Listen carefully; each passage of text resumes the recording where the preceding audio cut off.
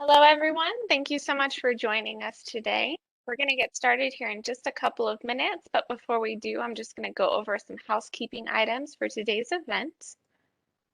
My name is Alicia Lord, and I am the NTech technical host for today's event.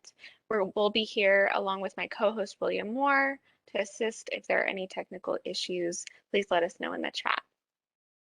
A note that today's event is being recorded. It will be posted to OJJDP's YouTube page as well as OJJDP's multimedia page.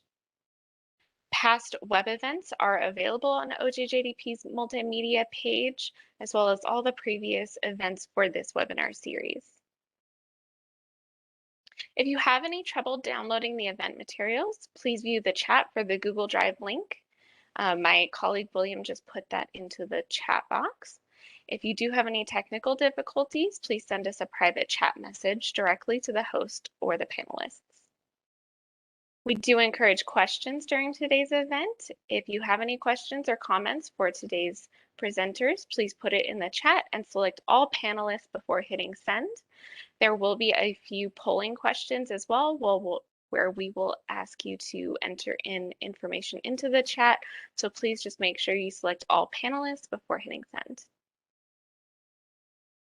Finally, please help us count. If you're viewing by yourself, there's no need to type in anything at this time. But if you are viewing as a group, please go to the chat window now and type in the number of additional people joining you today. You will receive a certificate of attendance for today's event. These are automated directly from our WebEx platform, and you'll receive it within 24 hours. Please keep an eye on your email, and please make sure to check your spam or junk folders since these are automated. Here is an overview of today's event, and I will turn it over to our moderator, Basilia, to get us started.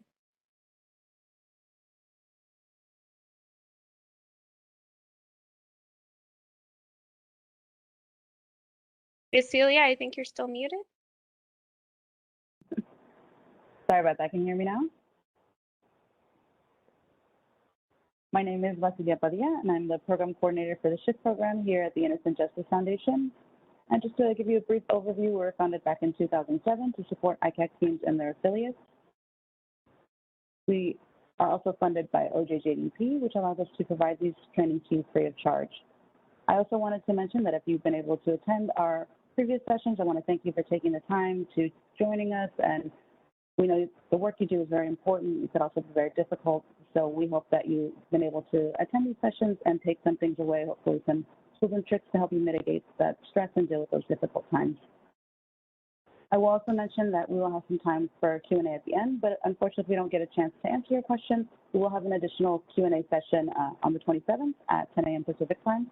And my colleague, Michelle, will be dropping that information in the chat. You can register through Zoom.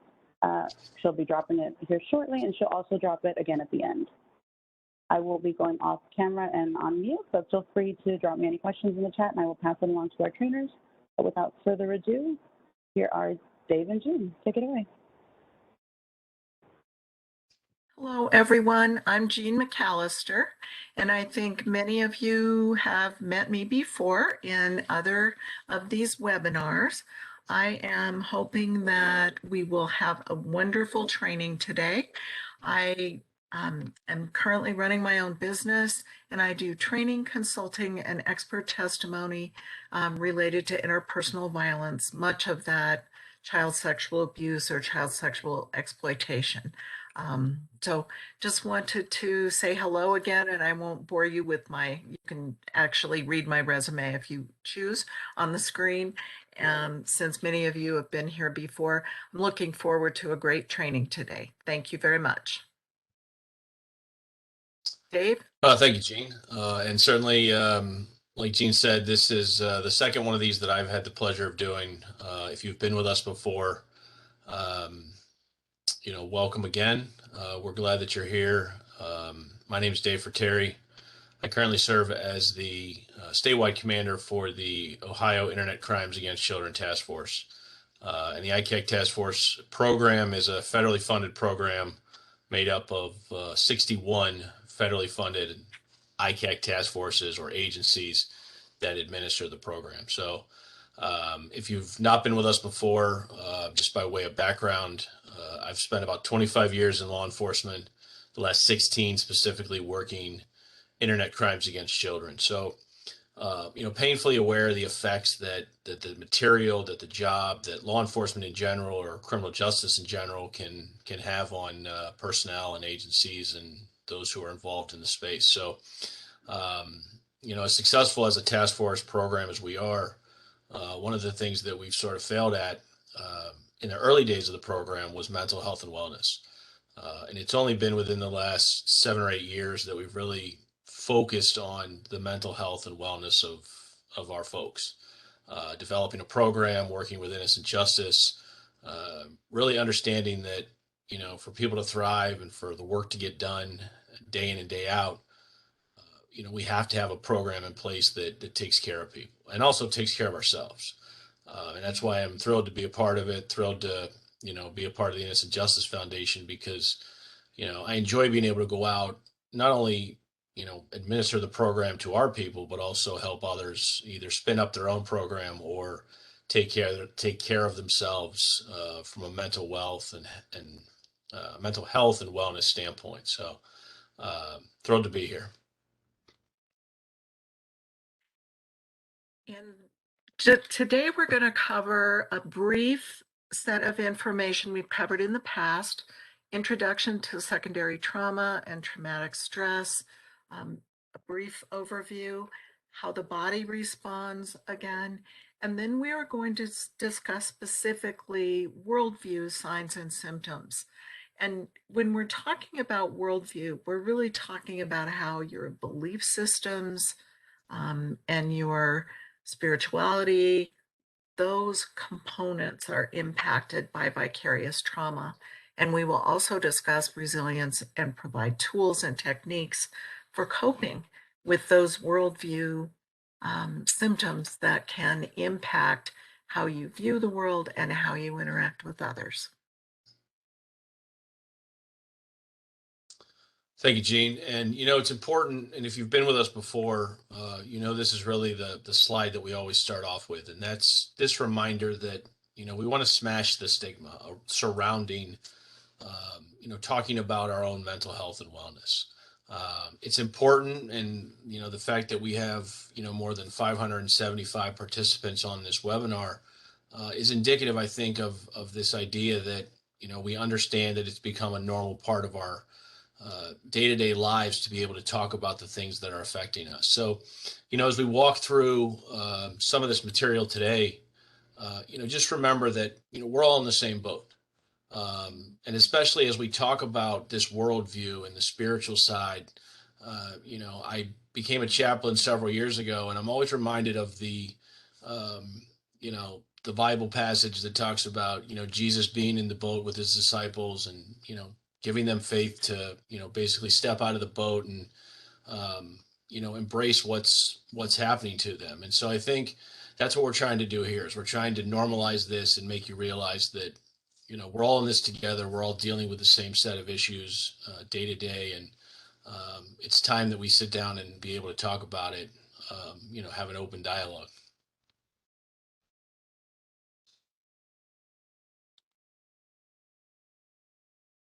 So we're going to do this brief overview about vicarious trauma now. And I'll remind you that vicarious trauma is the impacts to all the different components of us as people. So physically, cognitively, emotionally, in the ways that we're in relationship and how our worldview is impacted when we are exposed to dealing with other people's trauma, whether we're working with children or adolescents, whether we're working with juvenile offenders or whether we're working with victims. All of that exposure to traumatic material impacts us, and we are not at the time able to respond in the ways we would respond if we were traumatized otherwise, because we need to compartmentalize and set aside our own responses and address the people or the material that we're working with. So it is that idea that we have to control our own responses while we're having the experience, which makes us particularly susceptible to vicarious trauma. And I will remind you that vicarious exposure is one of the causes of some more serious responses to trauma, like post-traumatic stress disorder. So we need to take it seriously. And a brief overview of what happens during trauma is that we engage based on the perception of threat or the concern for someone else being threatened in some way. And again, our primitive brains don't sort between whether that's happening right now or whether that's happening previously and somebody's telling us about it now and nobody's in danger right now.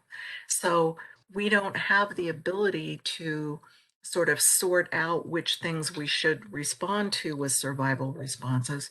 Our survival responses kick in on their own. They're involuntary. And as a reminder, the primary responses we might see are fight, flight, and freeze.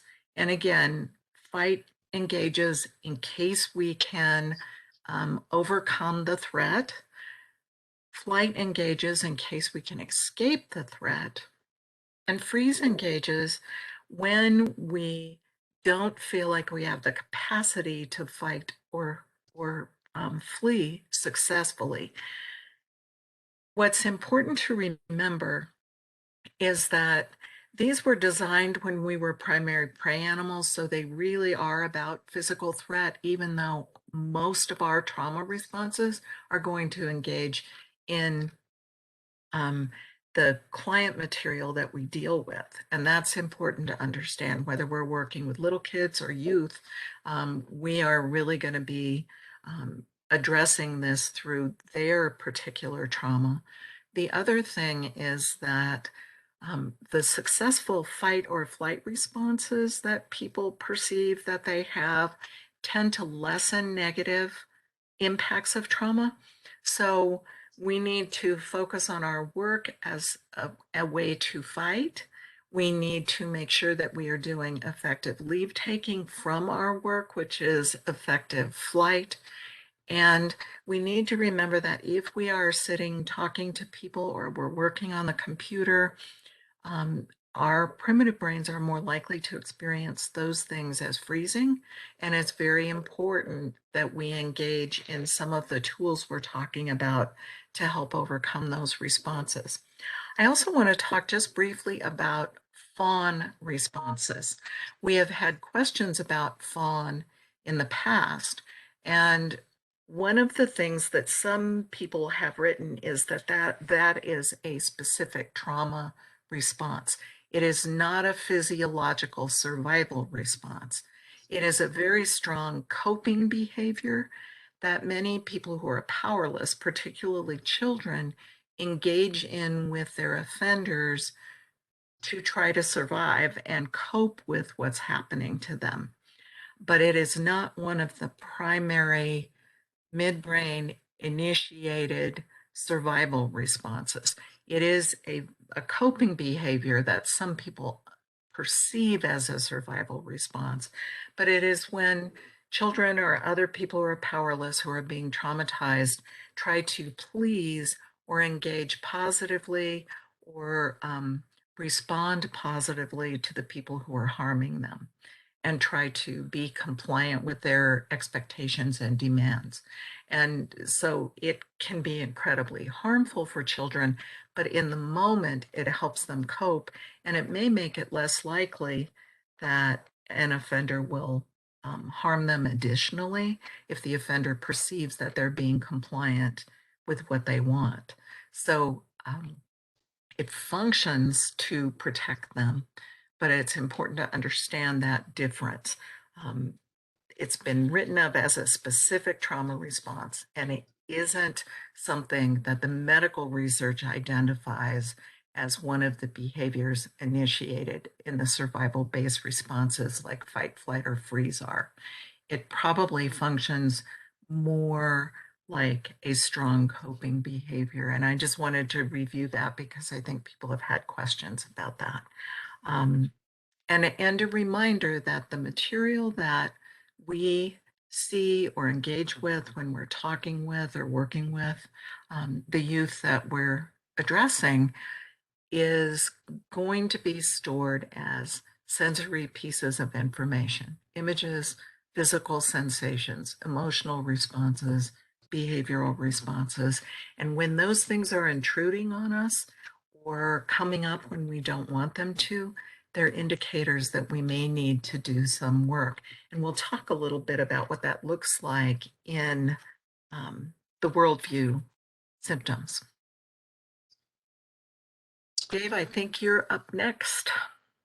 Yeah, and Gene, I think when we talk about fawning and this idea that we're trying to please people or avoid conflict. I mean, I've seen that manifest itself in my own life. In terms of the investigations that we're conducting. Um, no one tells you how much fun supervising personnel who work ICAT cases can be, but there's times where it's hard to make decisions. You get into that zone where you're kind of freezing in terms of decision making, or you're trying to please everyone and you're trying to avoid conflict because of what we see on a daily basis causes us a significant amount of trauma, and then to see how it's affecting others, and then having to bring that all together in terms of making sure everybody is well and is pleased and is working together, creates its own set of problems. So I've seen that play out numerous times, right here in our task force, and it's a reminder of how this trauma really affects us, and how we're affected by this idea of flight, fight, freeze, and fawn. We've talked a lot about the 5 domains out there in terms of mental health and wellness. We've talked a little bit about physical and cognitive and behavioral signs and symptoms. We're going to spend a good amount of time today talking about the emotional and the worldview side of these domains. And the effect that they have on, not just family, friends, work, production, communication, habits, sex life. We can't, not talk about sex life with mental health and wellness, but, we're going to spend a lot of time today talking about these areas of cognitive and intellectual responses. Gene? So we're going to do a brief review here as well. And this is about how we can tell if the responses we're having to our work are within the normal range, when they are problematic and we need to do more self-care, use more tools to protect ourselves, and when we need to identify trouble indicators or something that really needs specifically to be addressed, and when we might need to ask to talk to someone about it. We use 2 sort of scales, and one of them is how persistent is the intrusion or the behavior or the feeling or the distress that we're experiencing. And when we're thinking about worldview kinds of things, one of the things that I find sometimes is that it can impact my perceptions of other people, and I become more cynical. I worry about whether people are engaging in bad behavior more, for instance, than other people do. Some of that is relatively normal for doing the work that I do on some of these really difficult child abuse cases and child sex abuse cases.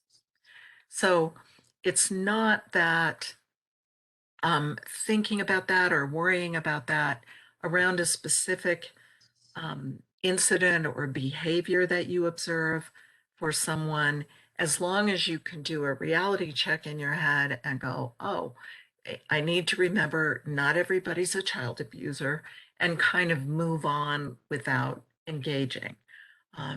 If you find that that's happening every time you see somebody with children in public, that's becoming more difficult. You may not be thinking about people you know, but you may be thinking about many of the strangers you see. That can be more in that sort of intermittence phase.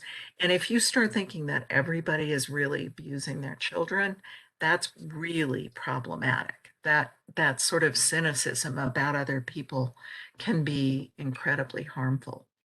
The other thing is, how intrusive is it? And I have one thing that I allow myself to be intruded upon. My husband and I used to have discussions about it, sometimes heated.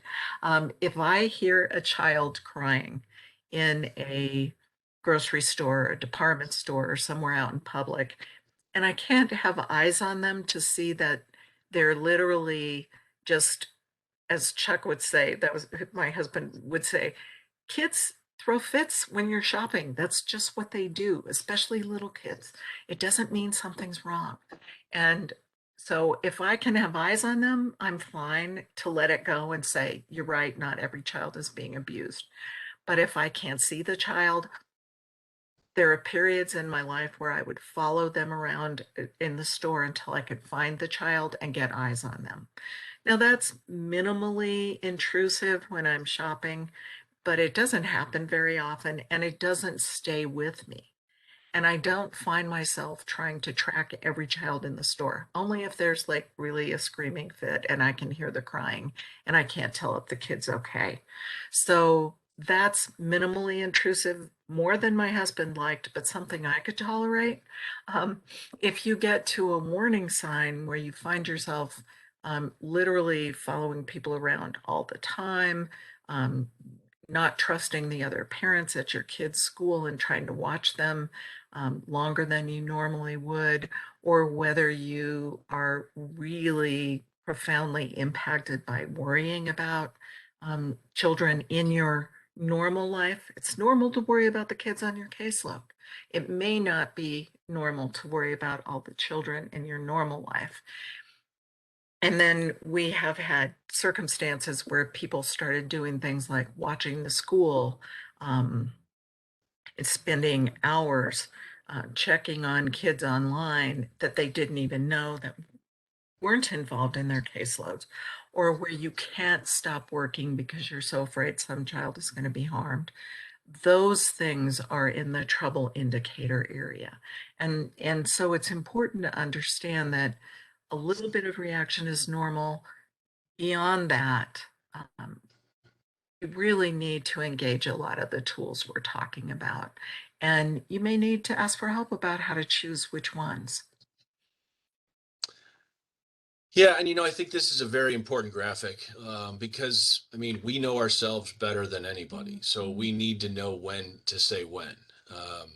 We all have automobiles that we drive, right? And they have gauges similar to what you see here. And they have a check engine light and they have a gas gauge. And, we know when it's time to get gas. We know when it's time to change our oil. We know when it's time to, take care of our vehicle before that check engine light comes on. So, it's important to know when to say when, knowing how you are as a person. As Jean alluded to, when I started working internet crimes against children 16 years ago, um, I didn't know I had a good handle on what I was about to be exposed to. No one really prepares you for the material that you're going to see on the screen or to deal with child victims, whether that be virtually or in the real world. And so I remember that first few weeks of the material just coming up on the screen or the conversations that I was having with offenders. And my needle here, it went from green to red fairly quick. To where I started, being very cynical, or as Jean said, starting to question whether my own neighbors were doing things that they shouldn't to their own kids. Now, again, let's be clear, right? Sometimes you're in the green area, sometimes you're in the yellow, and you go back to green. Sometimes you jump to red fairly quick. And that's not saying that you've got big problems, but you need to understand, how that needle fluctuates to be able to regulate your own, mental health and wellness and resiliency to what you're being exposed to on a daily basis. It's when, as Jean said, needle is up there yellow and red most of the time, that, it's really time to step back and assess what's going on in your own self and your own daily life, and some of the things that you're experiencing. Because I think the reality of it all is that, we're overwhelmed. There's no question in 2022 that we are overwhelmed. No matter what you do, no matter what you're working, COVID has not done us any favors since March of 2020. Pile on top of that, the negative coverage that is surrounding law enforcement and criminal justice field now. Set that aside for a second and just look at the news. Is it true? Is it fake? What can we believe anymore nowadays? We oftentimes wonder, does the public understand, what we do and the mission that we have? I think the biggest thing that overwhelms us, right, is this idea that, we have to protect the community from reoffenders. It's our responsibility as, ICAC task forces, law enforcement agencies, social service organizations. We serve as that front line, and we recognize that, if not us, then who? We're getting inundated with cyber tips that are coming in from the National Center on a monthly basis here in Ohio. Facebook, Instagram, Snapchat, TikTok. And at one time when we started working these cases, it was all, or the majority of them were adult offenders. And now we're not only dealing with the adult offenders, we're also dealing with the children who are, doing things irresponsibly online, making poor choices, creating this material, putting it out there. So now not only do we have to focus on the offenders, we also have to focus on the children, some who are victims, some unfortunately who are offenders themselves. And so to bear the burden of not only dealing with adult offenders, but then having to go out and talk to children is very overwhelming for us, in terms of how we triage, in terms of how we prioritize. And then when you pile that on top of, the general public's idea of what we do and the negativity sometimes surrounding that, you see why we are where we are and why it's so important that we focus on, our mental health and wellness. And that's before, right, we even get into any of the contact that we have with victims or offenders. We're overwhelmed before we even go out onto the street. We're overwhelmed as we work these cases. And then when we interact with the offenders, we interact with the victims, when we hear their stories, when we see what's happened to them, that further, I think, overwhelms and undermines what we're trying to do here. Gene, do you want to talk a little bit about the justice system failures? Dave, one of the things that I've also seen in this arena is really what happens to us when the justice system fails us or doesn't respond well. The system that many of us have to trust to get the desired outcomes we're hoping for the people we're working with. One of the recent things that happened in my community is we had new parole board members appointed in the last year or so. And in Colorado, we have a very strong constitutional victim rights amendment, and it says that victims have a right to be present and speak at every stage, every critical stage of the criminal justice system. So for parole hearings as well. And in cases like serious child sex abuse cases and homicide cases, often there are multiple family members who are impacted, parents, sometimes siblings, and in some cases, even sometimes extended family members. And recently had our parole board say that only one person would be allowed to be present and speak at parole hearings, even in those most serious cases. And this just sent a ripple impact through our community because people in prosecutors' offices, victim advocates, psychotherapists who were working with family members were all coming together saying, this is so harmful for these families. What are we going to do? And I could see that they were willing to work on changing this. We actually are changing the statute in our legislative session this time that will require that the parole board specifically allow as many secondary victims as necessary as want to speak at parole hearings. But in the process, I saw people becoming jaded and very, very critical of the criminal justice system in a way that they weren't typically. And these are people who work with the justice system in many cases. So it can have a real profound negative impact on people when things don't work out well. And it can make us question what we're doing and our work and what other professionals are doing as well. So let's spend a little bit of time talking about some of those signs and symptoms. I think back to when I started working internet crimes against children 16 years ago. I talked a little bit about some of the ways that it affected me early on. We were so busy in the early days of working these cases.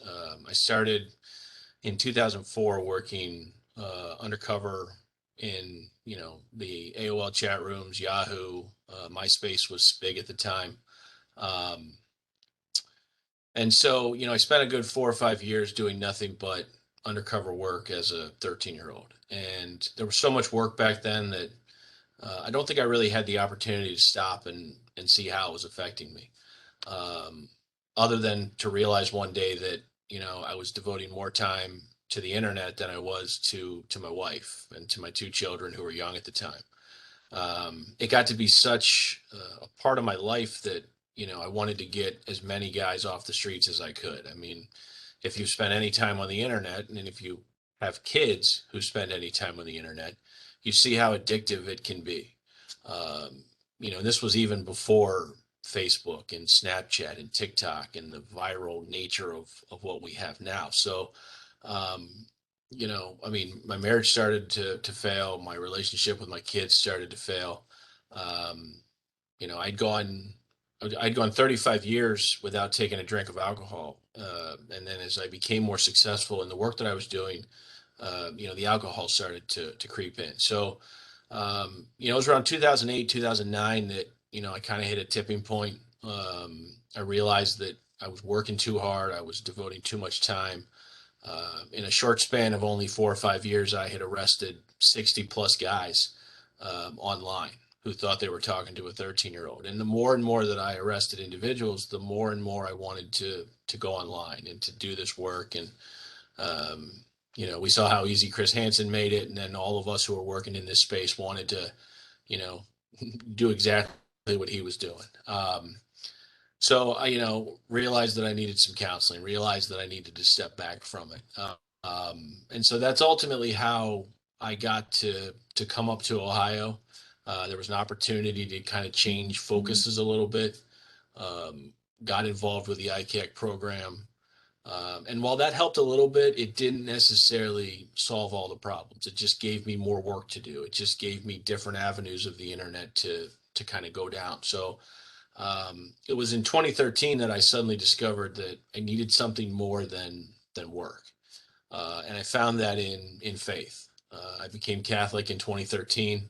I really hadn't focused on any kind of organized religion up until that point. I grew up Episcopalian, went to church on Christmas and Easter, but really had no focus. So I will say to this day, one of the best things I ever did was become Catholic because it gave me that centralized focus. It gave me a place to go on Sundays. It gave me like-minded men who I could talk to about some of the things that I was going through. And it became a focal point to where I could just, recharge, restart every week. I found some, men's fellowship groups. I found some other volunteer opportunities. And it really started to open my eyes to see that there was more out there than just the work that we were doing online. So that was where I started. And it was after that point that I then started to realize all of the signs and symptoms that I had missed over the last, let's say, 10 to 12 years working these cases. Gene?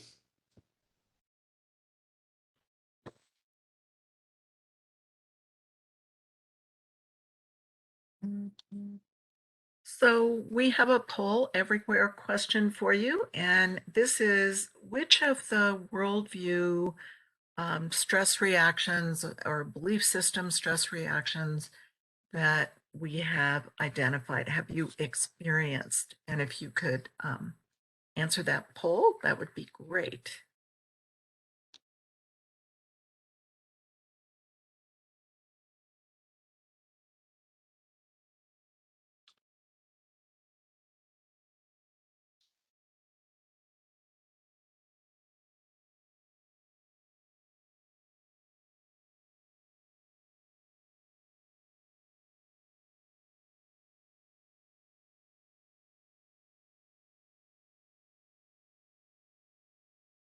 Okay, so as Gene talked about, some folks talking about not trusting other parents. If you have kids who are in daycares or schools, we think of the cases that we've seen that involve individuals in the public eye, right? It causes us to be concerned or more jaded about, when we deal with police officers, clergy, those who, teach or watch our kids during the day, being hyper vigilant when in public, burnout, obviously a big one. Someone said, feeling like I can't ever do enough, right? We talked about, being overwhelmed, and this idea that, we've got to stay at work as long as possible because we've got to handle what's coming that day because we know what's going to come in tomorrow or the next day. Trust issues, community stress. Several of you are talking about, alcohol. I'm never done with the day's work. I certainly understand that as well. Someone mentioned feeling powerless, right? I mean, that's a big one. Or a negative worldview. Certainly easy. The more time you spend on social media, right? For those of you who have Facebook or some other form of social media, chances are you're checking it every day. Checking it every hour sometimes. What would life be like if we could just turn off Facebook for a day or a week or a month? I would love it if Facebook went away. I say all the time to people that ask how I do what I do that if they turned off the internet tomorrow, I would gladly go find something else to do. But we know that's not going to happen. So watching the news again, whether it's good or bad, mostly bad, that may affect our worldview and our beliefs. And those of you who feel like you start something and never finish it, jumping from job to job or assignment to assignment, um, you know those all have effects. So thank you all for kind of giving us your question or your comments there, if you will, to that poll question. Yeah, and I really want to appreciate what you all are identifying in terms of coping skills. So we'll pay attention to those over time. So let's talk a little bit about your responses, right? And I like this one point on this slide here that talks about your why. Hopefully you have a why, right? A why you do what you do, and hopefully it's not just if you're a law enforcement officer, people say, well, why do you do this? I want to protect and serve, right? I mean, the canned responses we all have them, but spend some time today or even after this webinar, thinking about really what it is, why you do what you do, right? What gets you up in the morning? What puts your feet on the floor? What keeps you going to the same job day in and day out? Because that has a lot to do with, your mental health and your wellness and your ability to be resilient. There's days where we have so many tips and so many investigations, and it's a nonstop 8-hour day that, I forget why I got into this in the first place. When they asked me to move from general crimes to internet crimes in 2004, I remember saying to my boss at the time, I said, I don't really think the internet's going to be the next big place where people are committing crimes. And boy, was I wrong. Um, but the more cases that I worked, the less I remembered why I got into this in the first place. And every now and then, we have cases that really bring us back to that why. Maybe it's someone who's in the public trust. Maybe it's a hands-on offender. Maybe we interact with a victim who, says to us, hey, you've turned my life around because of what you've done. My why is simple, and that's because, number one, I have kids of my own, and I know that, I want to protect them. I want to protect their friends. It's a reminder to me every day when I go home of why we do what we do. But I also we had a case years ago where we rescued a girl from victimization. She was being exploited by her mother's boyfriend. She didn't know she was being videotaped. And about a year after the case resolved, her mother sent us a letter and said, you basically turned my daughter's life around. You helped her get out of this. You helped her understand what she was going through. And there was a photo that was included with this letter, and it was the biggest smile that I think I've ever seen on a child.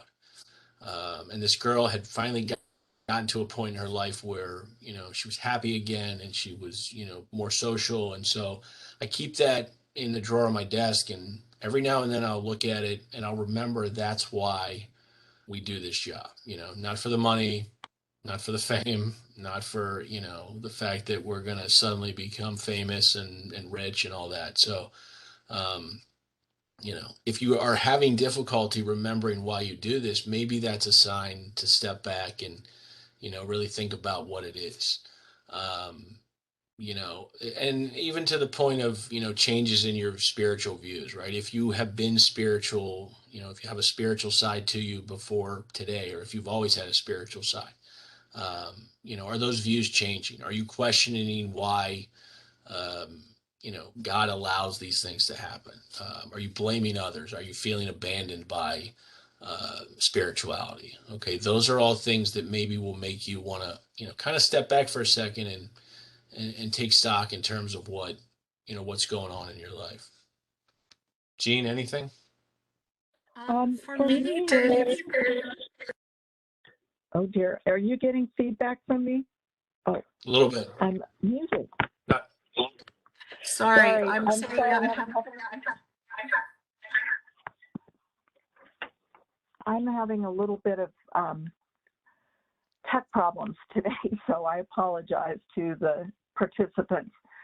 One of the things that has been really impactful for me in terms of things that have impacted how I feel about the world is when I have I do a lot of expert testimony, it still says I'm muted. Okay. we can hear you. I can hear you. Jean, we can hear you through your phone. So your computer is muted and speak through your phone. Okay. All right, great. Okay, so through my phone, I'm sorry, again, I apologize. But one of the things when I'm testifying, typically I remember why I do that. It is one of the places, though, where defense attorneys tend to want to attack me, undermine me, make all kinds of crazy motions, asking for loads and loads of personal data and all kinds of other things. And there are days when I come home and I've been attacked, and I think the judge doesn't make great rulings about what I can say or not say, that I really question, why do I do this? Do I want to do this anymore? And I have a very specific story about a 14-year-old I worked with many, many years ago that really stood up for herself and spoke out for herself. And it was so unusual in court, something that I saw that was very different than typically what happens. She was 14, and she had been sexually abused by mom's boyfriend when she was 13. And she was asked whether she wanted that to happen or not on the stand, and the defense started arguing that she couldn't answer those questions because she wasn't at the age of consent when the abuse happened, so she couldn't possibly understand whether she had agreed or not. And I will never forget, she leaned over the witness box and pointed her finger at the defense attorney, and she said, "I do too know what that means. It means if I said yes or no," and I said no, which was such a powerful statement from a young girl like that.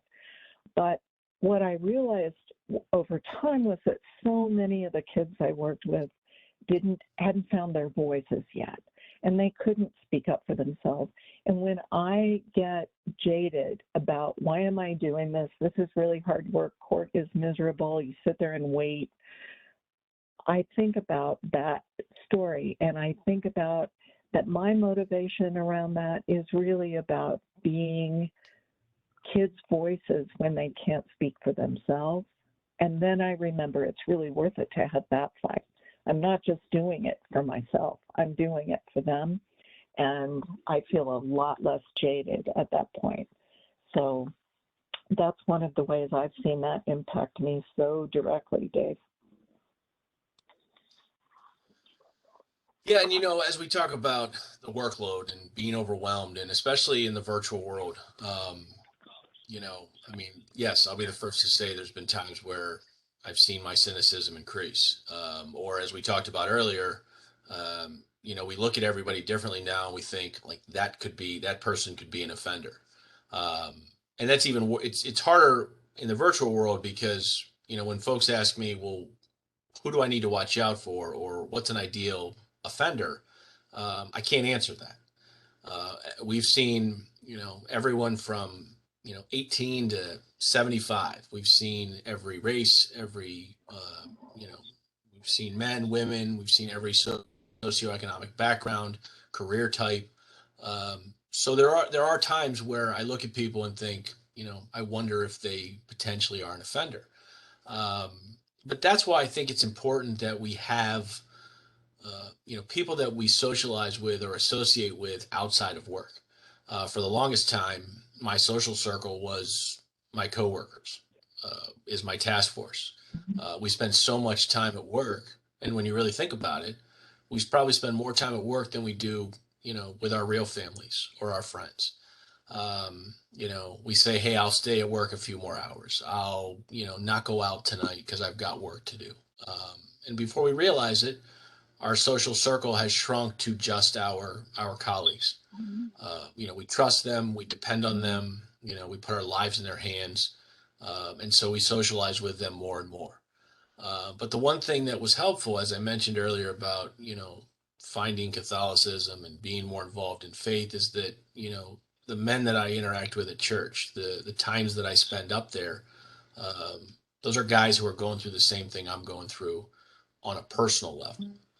They're not guys who work in law enforcement. They have other jobs, they have other problems, they have other issues. And so that's really what helps me separate, kind of diverge into two separate paths. And it's helped me find more friends in my social circle outside of the ICAC world.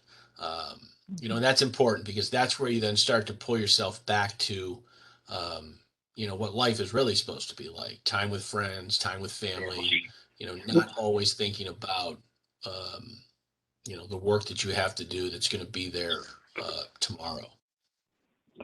I think that's so true, Dave, and it's so powerful in terms of having people who can say to you, too, we've been talking about work a lot tonight. Let's not do that anymore. My husband's great at that. He was really, really good at that because he wasn't in the work.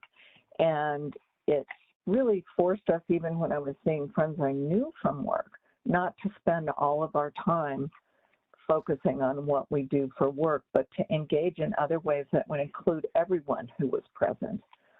I also have a couple of really good old friends from a long time ago who can give me a really hard time if I am not engaging in the things that are non-work based. And I find that kids and young adults are really good at forcing you to do that as well. So thinking about staying in contact with people of all different ages and having friends in those ways makes a big difference. So some of the tools that we've talked about in some of the stories we've told you are things like keeping reminders of your mission, why you do this work, present for you. Really, really, really helpful. And whether you keep them tucked away in your heart or your mind, or whether you keep some sort of symbol or physical reminder. I know that for years after I worked with the Columbine shootings, I carried a Columbine little pin that I was given in my purse and looked at it regularly. I still have a Columbine button that I hang on my little jewelry stand that I look at every day. It matters to me to remember why we do the work, why we pay attention. And I'm one that really chooses those inspirational quotes or readings. I will sometimes say I think poetry saves my life sometimes, because it's one of the ways that I make sense of things, that I try to find the meaning in things that are really difficult or hard. And that's been really powerful in terms of just supporting my ability to kind of reframe in a way that isn't based in a very specific kind of practice, but that allows me to see the world differently and to find poems that help me rename things. One thing I think of is a quote from David White, who's an Irish poet, and he says, "Sometimes with the bones of the black sticks left after the fire has gone out, someone has written something new in the ashes of your life." And that reminds me that post-traumatic growth is really possible, and that I need to focus on that. And I love how every time you're talking about in the chat what troubles you, some of you are talking about how you combat that. And then I have a 3-year-old Great Pyrenees Border Collie, still puppyish mix, who is also really good for my coping because I can't be anywhere else but with him when I'm with him. Dave, what about you? What are some of the things you do? Yeah, I think it comes down to being selfish. And, I think oftentimes we forget that, right? We have a family, we have significant others, we have kids. We want to be there for them, right? We spend so much time at work that, when we go home, and I've heard, my coworkers say this, when I go home, I want to devote myself entirely to my family. And that's admirable. It is. But there's a problem there in that, when are you leaving time for yourself, right? I mean, time with family and friends is important. Doing things that make you happy is important. But what about time for you, right? We got to a point in my family where my kids were about 10 and 12, and my wife said, you're the best dad ever because you never say no. Like when they want to play, when they want your time, you are always saying yes. And so she finally was trying to tell me, like, go do something for yourself, right? And I looked back and thought, you're right. I have no hobbies. I have no friends outside of work. I come home, play with the kids, go to bed, do it all the next day, right? Um, and when my kids finally got to an age where they didn't think I was cool anymore or didn't want to hang out with me, that was the silver lining, because then it ultimately allowed me to kind of go out and, do my own thing. Started kayaking, started hiking, took up scuba diving a few years ago, which is just a phenomenal hobby. But I found a lot of activities that were just me, where I could go out, sit in a boat for a few hours, walk through the woods, get underwater. And the nice thing about all those hobbies is I had to leave all my technology behind. Uh, you know, couldn't connect with me, couldn't find me. And I think that's important, right? Is that, if you had things you used to do, get back to them, right? Find some time for yourself, because I think those activities are the best stress reduction tools out there. Um, Absent going on vacation, which, is something that we'd all like to do, but, maybe not the easiest thing in the world, especially with COVID. And I think COVID really forced us to kind of find things that we could do to adapt to, maybe if we were taking trips every year and we suddenly couldn't, we had to find other things to do. So, um, and I love the thing about inspirational quotes. I wish I could read more. I just don't seem to be able to find the time, but I do subscribe to a lot of, Reddit threads or Instagram pages that are nothing but inspiration, because I don't want to see, the horrible side of social media. I see that every day. I want to find things, and that's the nice part of social media, right? Is we can direct who we're friends with. We can direct what pages we follow, right? So bring some positivity into your life through some of these pages that you follow or people that you subscribe to that, are constantly pushing these, inspirational quotes. Somebody mentioned Taekwondo, exercise. If you're into, if you're someone who can exercise every day, that's great.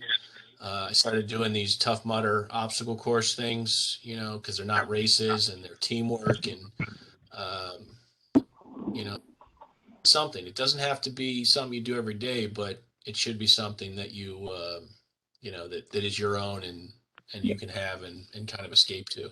Yeah. One of the things that I really love is gardening. I have great big perennial gardens, and sometimes it feels like a lot of work.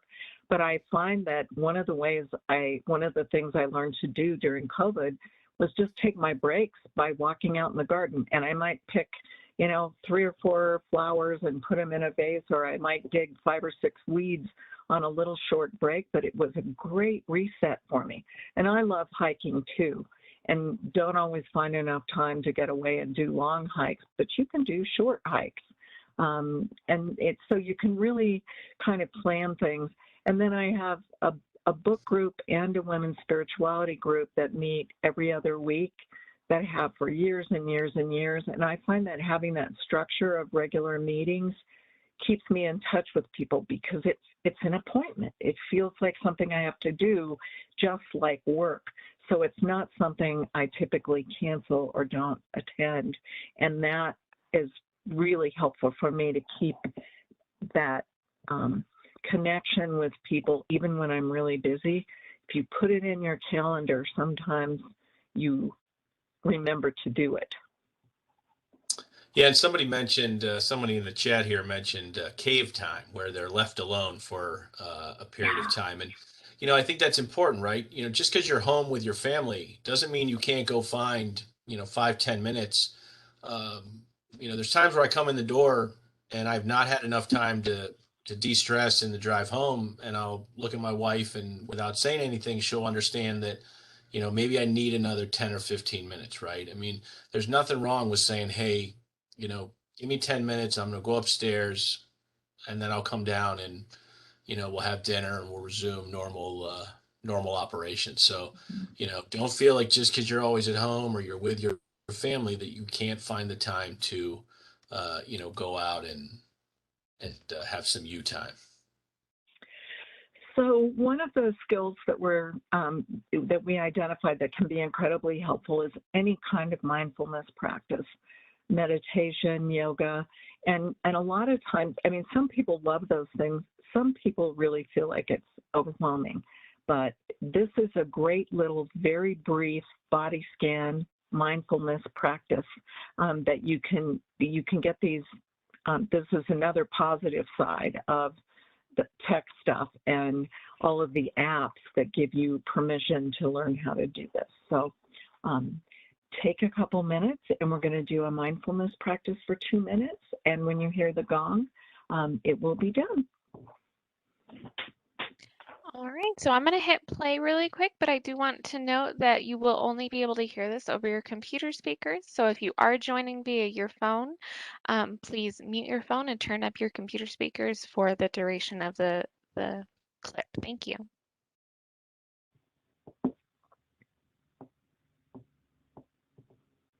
Welcome to the body scan practice. take a moment to either sit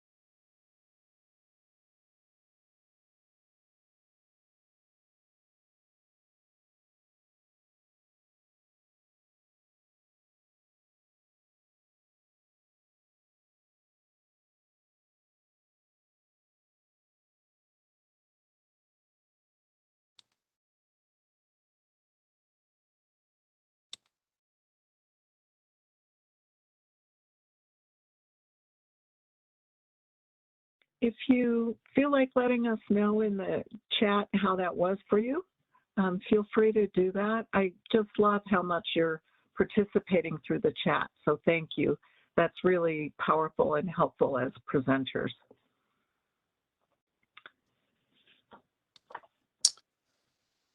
Yeah, I think,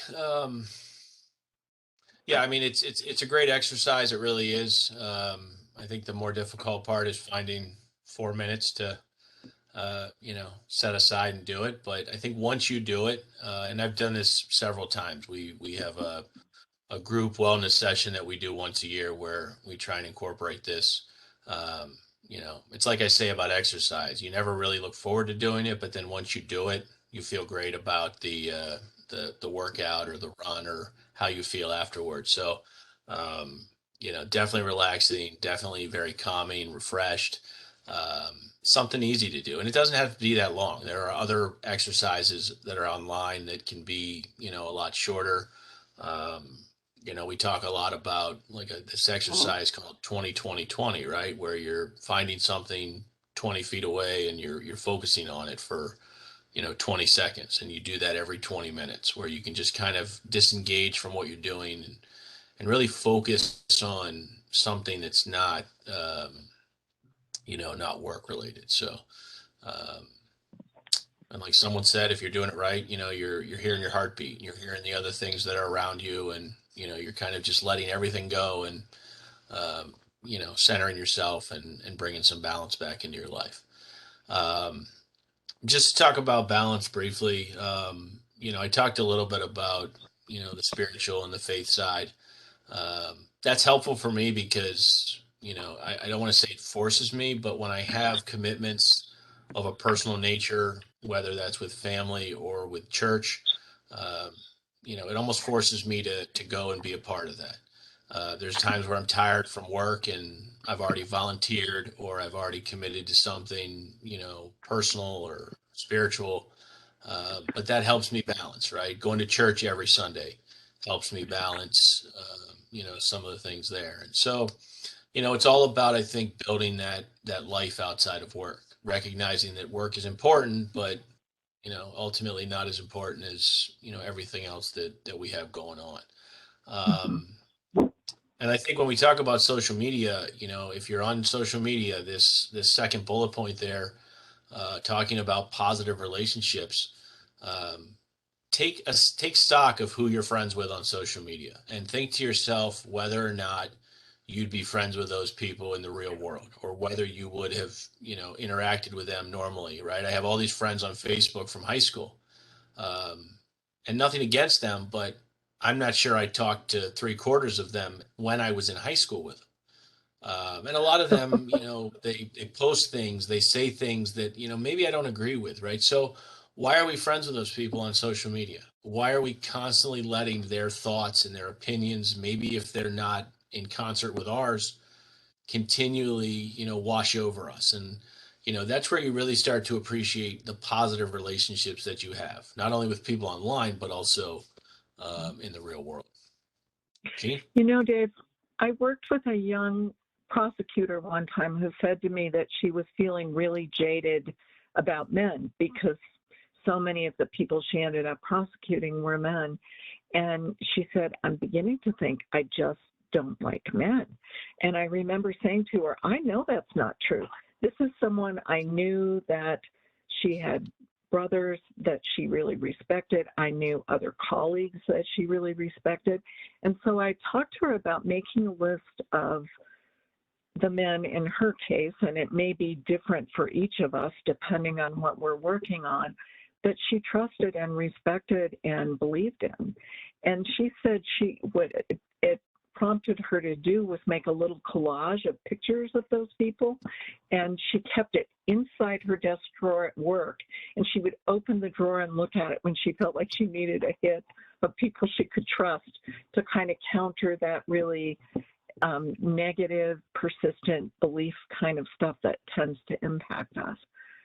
And the other thing, and I know we've talked about this a little bit, but one of the things I think is incredibly based in spiritual practice is gratitude, thankfulness for whatever we can experience in any given day, that's a good thing or a positive thing.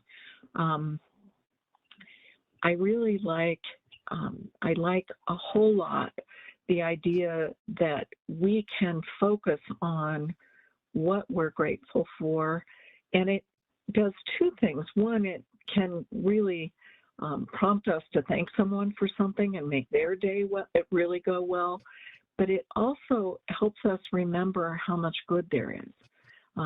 Again, we have that negativity bias, and it's really easy to get lost in that when the world is difficult, but it's also really powerful to remember what we're grateful for on a regular basis, and that can just really change the trajectory of your day.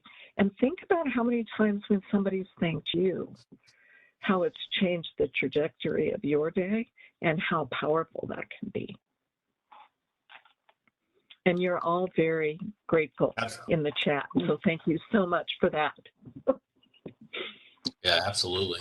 And this is just another simple thing that you can do in the interest of time. I mean, it's not something you need to do right now, but I mean, something simply as just, walking from, point A to point B,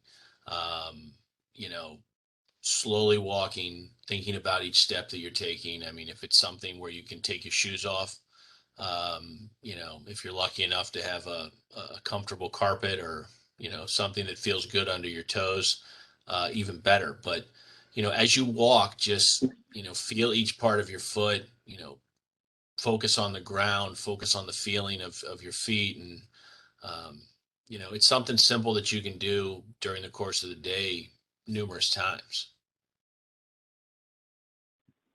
What's great about that, Dave, is you can do it whether or not you are one of those people who feel like meditation or calmness is supportive of you. When I first learned when I was younger that there are monks who do walking meditation, I was so surprised, and I was like, that would be really good for me.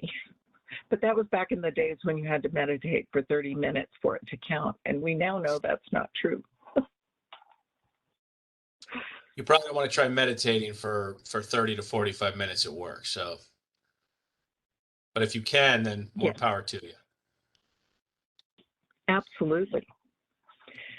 So some other tools, I just talked about the one about keeping reminders near you, so I'm not going to repeat that.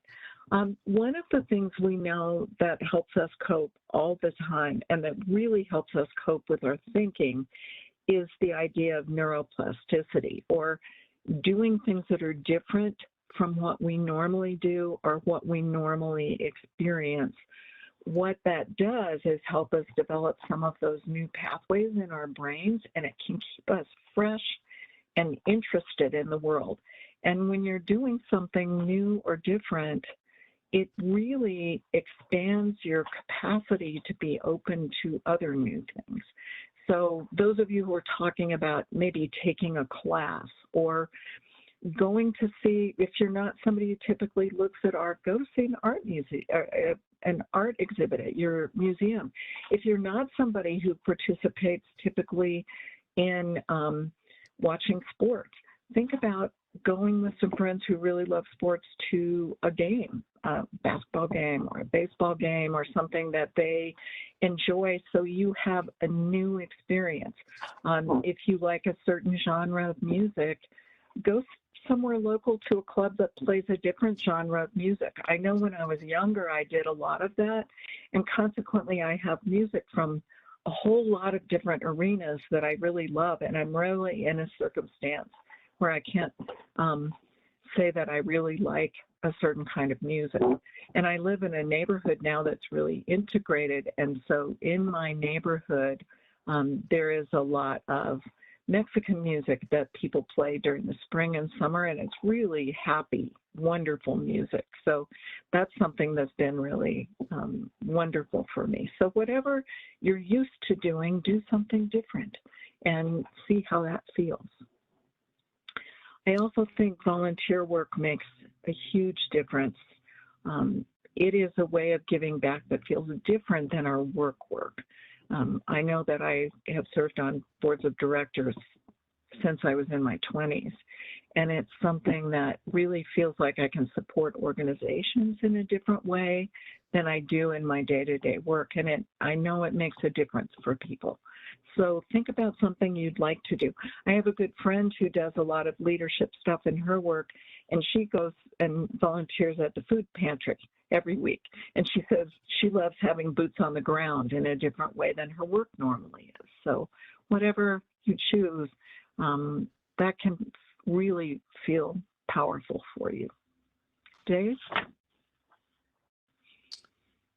I think we have another poll question here, and that is, let us know some of the things that you're grateful for.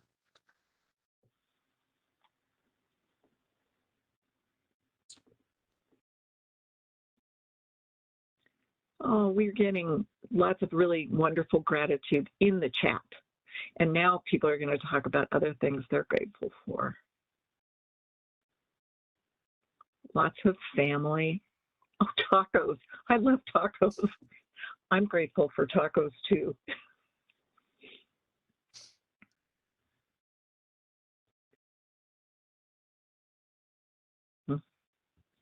Such wonderful things. Health Somebody is always talked a big about visiting thing. animal Faith. shelters.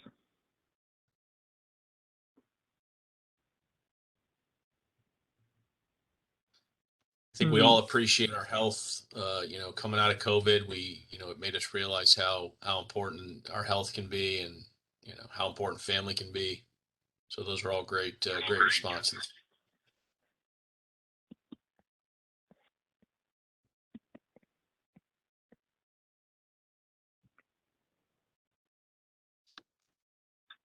Somebody has a chart in their office called Grateful, and people write things on it.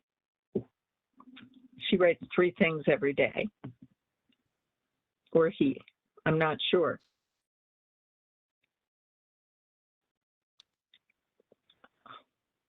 Someone just wrote that life kind of ties itself. Isn't that interesting? Right.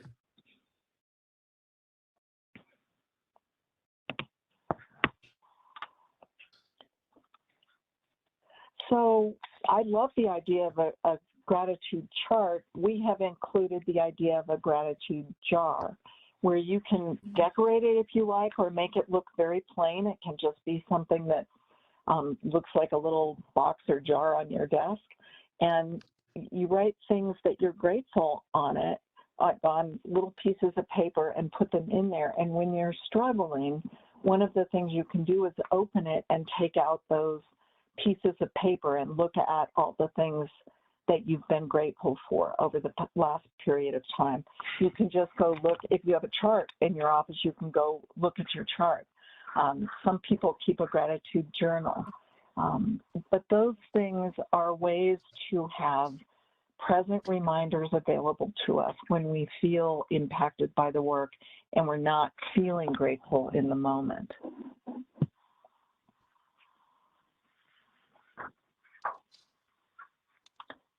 We also really need to focus on how we connect with our community, and we've been talking about that indirectly throughout the training.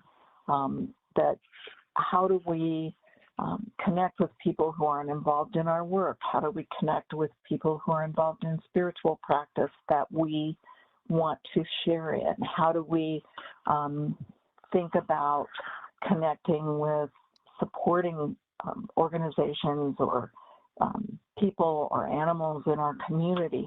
And one of the things that I think is really important about this is the impact this has on our own health.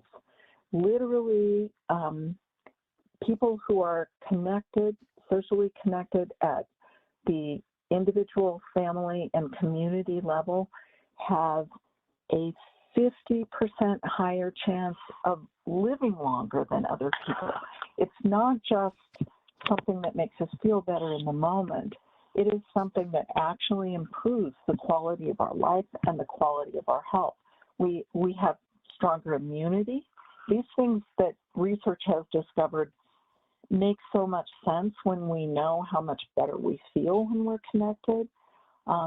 We're less likely to have anxiety or depression. We're more likely to have high self-esteem, more likely to have high empathy. All of those things are present when we're really profoundly socially connected in all the ways that we should be. And that's such a powerful tool that we have to make sure that we're engaging in connection.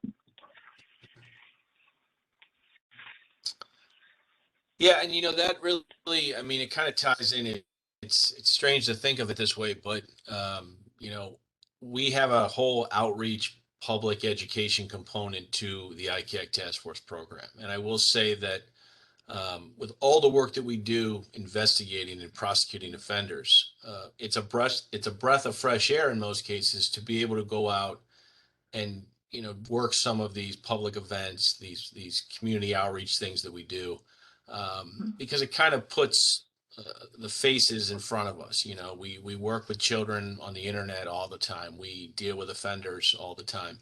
But when we actually go out and we talk in schools and we, attend public events and we pass out literature or, we give stuff to kids, it really connects us to the bigger picture. It goes back to that whole, why do we do what we do?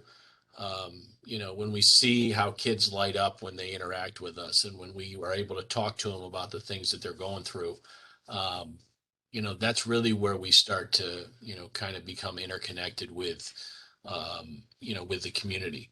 When I think about, like what we do, and I'm sure Jean has some things that she would offer. I mean, she mentioned, being involved with a board for a nonprofit, but, there was a number of things that I got involved in because of my line of work. I serve on a board for a local missing foundation for adults and children.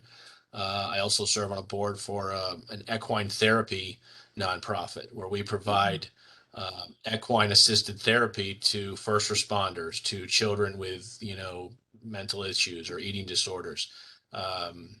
Everything I do kind of ties back to my job, but still allows me to, get out and be connected to the community and, kind of, still have a role to play. So, Jean? Yeah. When I think one of the things I think about not having little kids around is it can be really fun to engage in activities related to kids, whether they're small children or adolescents. When you're parenting, sometimes those are the things you need to be involved in to support your own children. But I think about how important it is to have people who care about kids doing coaching or organizing, play groups for kids, or doing things like reading to kids at libraries. In Denver, we have a program where the library have reading hours for kids and in multiple different languages. And you can go volunteer to read books to kids at the library. I mean, what a wonderful thing to do, to be really in a space where something healthy and good and positive is happening with kids. And I think that can be a really powerful way to engage. And then thinking about, are there things related to your community or your town or governance that matter to you? Do you sit on committees or like for your neighborhood group or something like that can give you a really different focus? And then there are lots of fun shorter term things like a community walk or run to support some cause, or thinking about doing a cleanup day in your neighborhood or along the highway, or if you live near lakes or rivers. We have a green belt at the bottom of our hill where I live, and one of the things that happens in the spring and the fall is we do a community clean day, and everybody goes down and picks up things and spruces it up a bit, and it really feels good to be doing that and seeing other people doing it. So there are lots of ways. And even, Dave, in the context of social media, you can create a positive social media campaign or Instagram group or a Twitter feed that is really about passing on the good, and that can be that can feel like you're countering some of the negative effects in those arenas. So think about that as some of the things that you can do to be more involved in your community intentionally, instead of the ways we are accidentally or because we're required to. Absolutely. And I think we have one final poll question, and that is, what is one new tool or technique you learned today to relieve worldview stress responses?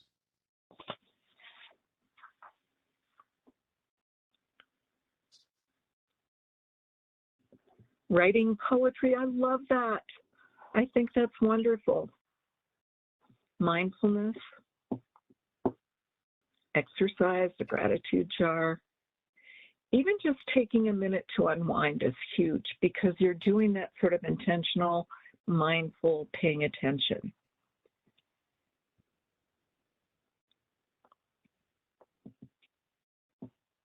Mindfulness walking.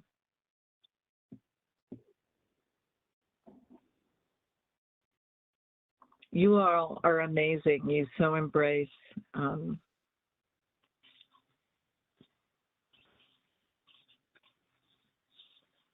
Yep, all great responses. Thank you. engagement. They really are. And just want to remind you that this is the marathon, not the sprint. We really need to think about managing when we have challenges in our personal life, when we have health concerns, when we have kids, when we have other things we need to do. Think about how much we need to care for ourselves to be able to fully engage in those other components of our life and our work. Caring for ourselves is a part of preparing for recovery when things are hard, not just winning the race. So think about it in that way if you can. Yeah, and we leave you with this this great quote from Martin Luther King Jr. Faith is taking that first step even when you can't see the entire staircase. So, be well, take time for yourself, and sometimes you just have to kind of trust in faith, trust in God, and trust in your abilities to know that you're on the right path.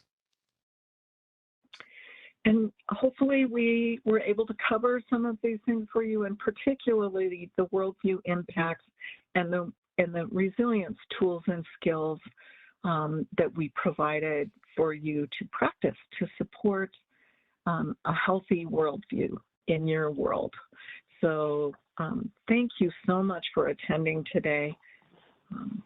And I think we'll have a little bit of time for questions if anybody has anything specific.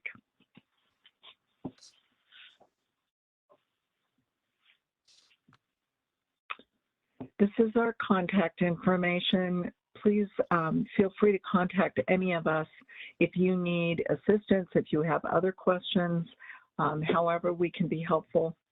Oh, and they've got, that's not my contact information, but I'm sure Carol would be able to respond. So if she were contacted by someone, because she has participated in doing this training in other settings.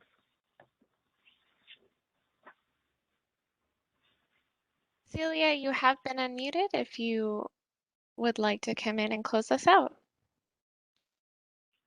Can everyone hear me? Yes, hi. Hi. Sorry about that. I was having some technical issues. I'm using both my phone and my computer.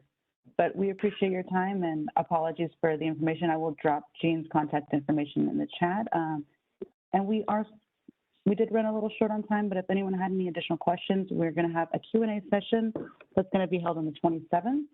And we'll go ahead and drop that link in the chat. If anyone is interested in attending, you can register through Zoom.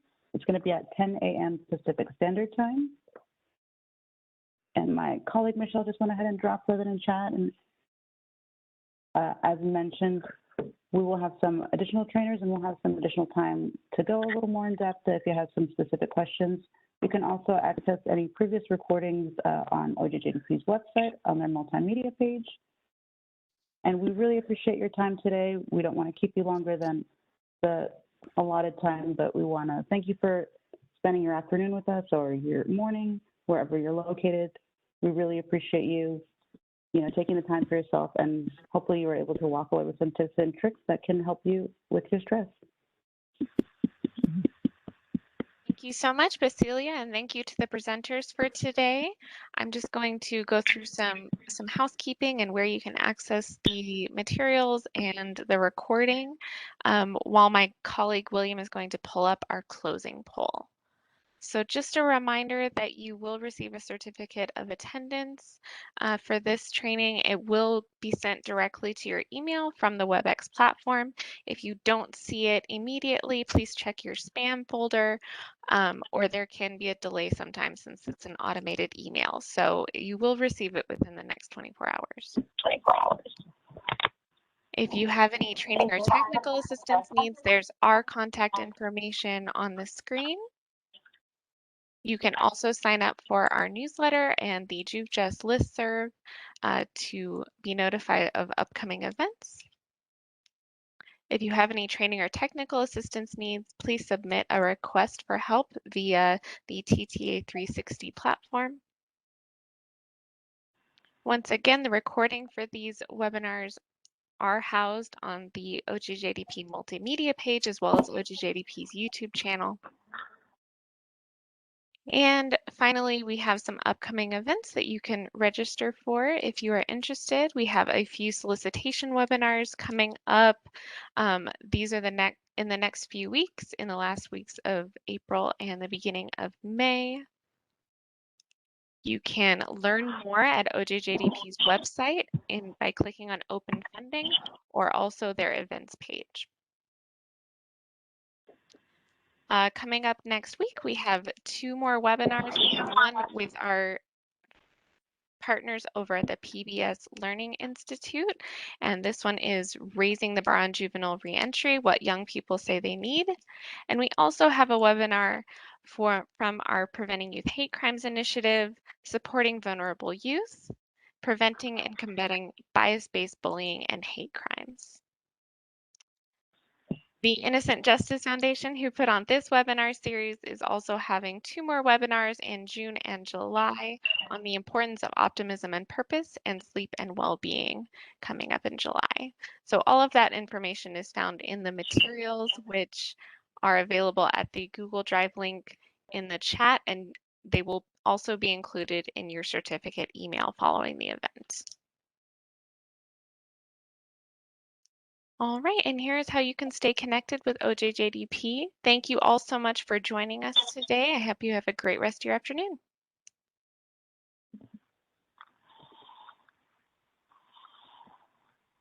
Thanks, everyone.